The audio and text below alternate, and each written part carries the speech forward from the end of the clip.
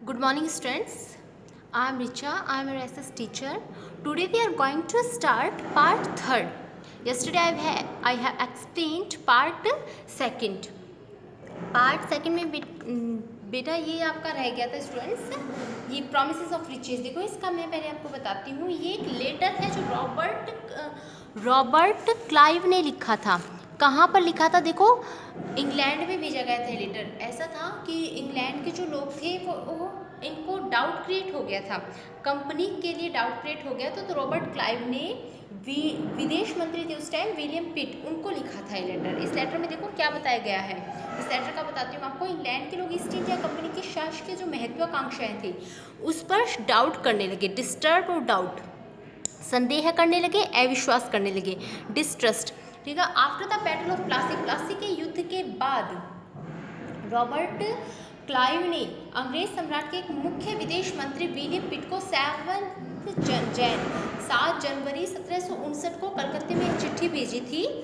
लेकिन so large sovereignty में possibly, इसमें क्या लिखा गया है कि एक इतनी विशाल सत्ता का एक वाणिज्यिक कंपनी के लिए बहुत बड़ी बात होगी। मैं खुद सोचकर ये अभिभूत हूँ कि इन समृद्ध रियासतों पर पूरा कब्जा पाने में कोई परेशानी नहीं होगी। अब मैं फैसला आप पे छोड़ता हूँ कि क्या सालाना 20 लाख स्टर्लिंग की आमदनी 3 प्रांतों का कब्जा कोई ऐसी चीज़ है जिस पर इतना शोर मचाना उचित होगा। देखो रॉबर्ट क्लाइव ने क्या लिखा है इसके अंदर। ये कहा है कि आप हम पे शक ना करें, हम पे डाउट ना करें, इतनी बड़ी रियासत को हम इजीली हैंडल कर लेंगे। और यहाँ पर इतनी बड़ी रियासत को हम लोग अब चलाने लगे हैं और हमें मैक्स टू मैक्स यहाँ से बेनिफिट हो रहा है, तो आपको शक करना ही नहीं चाहिए। ये इसके अंदर लिखा गया है। ठीक है। ये एक लेटर है, द प्रॉमिसेस ऑफ रिचेज, संपन्नता का आश्वासन नाम से लेटर लिखा था। यहाँ लिख लो संपन्नता का आश्वासन। Now we start part third. This is part third. After the defeat of Plassey के युद्ध के हार के बाद Sirajuddaula was assassinated and Mir Jafar, देखो इसका मीनिंग होता है हत्या करना। मीर जाफर मेड द नवाब, मीर जाफर को नवाब बनाया गया। The company was still unwillingly, देखो इसकी समरी बताती हूँ आपको कि कंपनी ने अभी इच्छा जाहिर नहीं की थी कि हम सारा प्रशासन को संभालें, सारे प्रशासन को। लेकिन धीरे धीरे कंपनी को ये समझ में आने लगा कि हम किसी नवाब को और यहाँ पर नियुक्त करते हैं तो नवाब भी अपनी डिग्निटी चाहेगा, तो वो हमारा कठपुतली नहीं बनकर रह सकेगा। तो लास्ट में रॉबर्ट क्लाइव ने कंपनी का सारा शासन अपने हाथ में ले लिया। ये इसकी समरी है। देखो Mir Jafar, the company was still unwillingly to take over the responsibility of administration, company अभी बिना इच्छा के टेक ओवर नहीं करना चाहती, नहीं लेना चाहती थी रिस्पॉन्सिबिलिटी ऑफ एडमिनिस्ट्रेशन, प्रशासन की रिस्पॉन्सिबिलिटी। इट्स प्राइम ऑब्जेक्ट, अभी उसका मुख्य उद्देश्य क्या था? Was the expansion of trade, व्यापार को बढ़ाना था। If this could be done without conquest, यदि through the help of local rulers, अभी कंपनी क्या मान रही थी कि बिना जीत के ही यदि लोकल रूलर्स, स्थानीय शासक हमें साथ दे तो हमें किसी चीज़ की लड़ाई झगड़े की, जीत की कोई आवश्यकता ही नहीं होगी। Who were willing to grant privilege, वो क्या चाहते थे? विशेषाधिकार चाहते थे। And the territories need to be taken over the directly, और वो जो टेरिटरीज थी, जो क्षेत्र था, उनको डायरेक्टली, उनको सीधे, उन्होंने कहा कि इन जो क्षेत्र है, इन क्षेत्र को सीधे अपने कब्जे में लेने की कोई अभी ज़रूरत नहीं थी।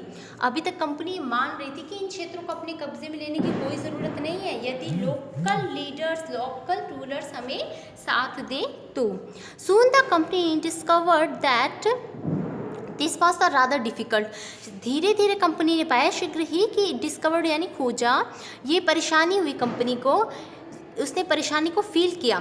For even the puppet nawabs were not always helpful as the company wanted them to be, क्योंकि पपेट जो नवाब होगा, कठपुतली का नवाब भी इतनी सहायता नहीं कर पाएगा कंपनी की जितनी कंपनी चाहती थी। आफ्टर ऑल, क्योंकि इसका रीज़न था they had made to maintain a basic appearance, एक नवाब भी अपने बेसिक अपीयरेंस, अपनी शान, डिग्निटी यानी शान, सॉवरेंटी यानी संप्रभुता को मेंटेन करना चाहेगा। If they wanted respect from their subjects, यदि वह अपना जनता के सामने अपना रिस्पेक्ट चाहता है तो अपनी शान और संप्रभुता को मेंटेन करना चाहेगा। What could the company do, what could the company do, तो फिर कंपनी क्या करती?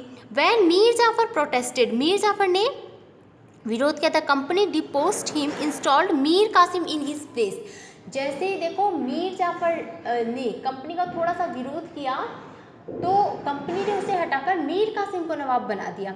जब मीर कासिम परेशान करने लगा तो when the Mir Qasim complained, जब मीर कासिम परेशान करने लगा, he in turn was defeated in a battle fought at Buxar. तो उसके साथ कौन सा युद्ध हुआ? बक्सर का युद्ध हुआ। उसे बक्सर के युद्ध में हराया गया, driven out of Bengal. Mir Jafar was reinstalled, Mir Jafar को वापस अब सत्ता में बिठाया गया। द नवाब, बेटा अंडरलाइन करो आप यहाँ से, वैन मीर कासिम यहाँ से लेकर बैटल ऑफ बक्सर। बक्सर का युद्ध बहुत इम्पोर्टेंट है, ये सेकंड वन युद्ध है, ये ऐसा युद्ध है जो बहुत इम्पोर्टेंट था इसके लिए, कंपनी के लिए। बक्सर का युद्ध किस किस के बीच में होता है वो आपको पता होना चाहिए। Mir Jafar install, the nawab had to pay 5 lakh every month but the company wanted to more money to finance its wars. नवाब, अब देखो कंपनी ने क्या बाध्यता दिखाई कि नवाब को पे करना पड़ेगा 5 लाख रुपए। Company wanted to more money finance its war, company और भी अधिक पैसा चाहती थी। And meet demands of trade, अपने व्यापार के लिए, अपने अदर एक्सपेंसेस के लिए। एक्सपेंसेस का मीनिंग लिखो खर्चा। It wanted more territories, territories का मीनिंग होता है क्षेत्र। कंपनी और अधिक क्षेत्र भी चाहती थी। मोर रिवेन्यू, बहुत अधिक कर भी चाहती थी। By the time Mir Jafar died, जैसे ही मीर जाफर मर जाता है 1765 के दौरान, the mood of company had change, अब कंपनी का मूड कम्प्लीटली चेंज हो जाता है। Having failed to work with puppet nawab, अब उसने देखा कि एक कठपुतली वाले नवाब के रूप में वो फेल हो गए थे बिल्कुल। क्लाइव डिक्लेयर, रॉबर्ट क्लाइव ने क्या डिक्लेयर किया? रॉबर्ट क्लाइव ने डिक्लेयर किया, we must indeed become nawabs our self. Robert Clive ने कहा अब हमें खुद ही नवाब बनना पड़ेगा, मतलब अब रॉबर्ट क्लाइव खुद नवाब बनना चाहता था। Finally in 1765 the Mughal emperor appointed the company as the diwan of provinces of Bengal. आखिरकार 1765 के दौरान में मुगल सम्राट ने कंपनी को ही बंगाल प्रांत का दीवान नियुक्त कर दिया, दीवान नियुक्त कर दिया। प्रोविंसेस का मीनिंग लिखो प्रांत, अपॉइंटेड होता है नियुक्त कर देना। The diwani allowed the company to use vast revenue resources of Bengal.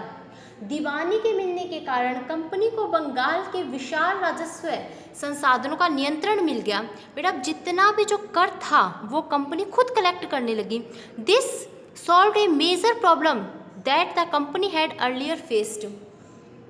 इस तरह कंपनी की एक पुरानी समस्या हल हो गई, कंपनी की एक बहुत बड़ी समस्या इस टाइम हल हो गई। यहाँ से करो बेटा आप, from the early 18th century, early 18th century के दौरान कंपनी ने क्या किया? Its trade with India had expanded. अब देखो कंपनी ने 18वीं सदी के शुरू से ही भारत के साथ उसका व्यापार बढ़ता जा रहा था, इंडिया के साथ कंपनी का व्यापार बढ़ता जा रहा था। एक्सपेंडेड होता है फैलाना या बढ़ना, बढ़ना या फैलाना। राइट इट मीनिंग स्टूडेंट्स, आप मीनिंग सारे लिखोगे। But it had to buy most of goods in India with gold and silver imported from Britain, लेकिन उसे भारत में ज़्यादातर चीज़ें ब्रिटेन से लाई गई सोने और चांदी के बदले में खरीदनी पड़ती थी। This was because at this time Britain had no goods to sell in India. वो इस टाइम इसकी वजह ये थी कि उस समय ब्रिटेन के पास भारत में बेचने के लिए कोई चीज़ नहीं थी। अब देखो प्लासी के जंग के बाद क्या होता है, प्लासी के युद्ध के बाद की स्थिति बता रहे हैं। The outflow of gold from Britain slowed their battle of Plassey. Plassey के युद्ध के बाद जो ब्रिटेन था, जो प्लासी के युद्ध के बाद ब्रिटेन की स्थिति चेंज हो गई थी।